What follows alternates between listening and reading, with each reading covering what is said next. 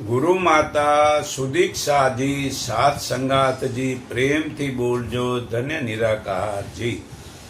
આજે આપણે ધનનો ખોટો ઉપયોગ ન કરો અને સદુપયોગ કરો તો પરમાત્માની ભક્તિમાં મન લાગે છે।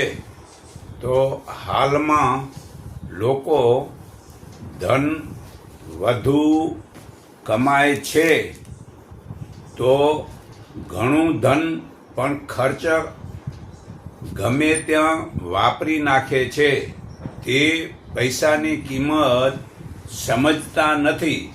હાલમાં એવું સમજે છે વધુ વાપરવાથી વધુ સન્માન મળશે, આવા ખોટા ખર્ચ કરે છે। કેટલાક તો વ્યસનોમાં ધન વાપરે છે। ખરેખર અનેક લોકો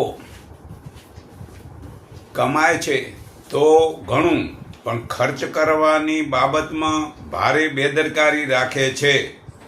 જે આવે છે તે ગમે તેમ ખર્ચી નાખે છે અને ભવિષ્યમાં તેઓ તંગી અને દેખાવામાં રહે છે।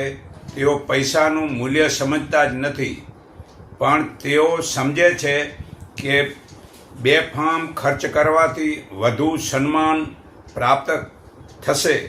આ દ્રષ્ટિ ઘણા માણસોની ખોટી છે। કેટલાક તો એવું દુર્વ્યસન એટલે ખોટા વ્યસનમાં અને ફેશનમાં ખોટા પૈસા વાપરે છે। જુઓ, લાલ બહાદુર શાસ્ત્રી જે દિવસોમાં ઉત્તર પ્રદેશના ગૃહમંત્રી હતા, એક દિવસ તેઓ ઓફિસમાં હતા, ત્યાં સાર્વજનિક નિર્ણય વિભાગવાળાએ તેમના ઘેર કુલર લગાવી ગયા। શાસ્ત્રીજી ઘરે આવ્યા ને બોલ્યા, મંત્રી હોવાનો અર્થ એ નથી કે હું દેશની સંપત્તિનો ખોટો ઉપયોગ કરું।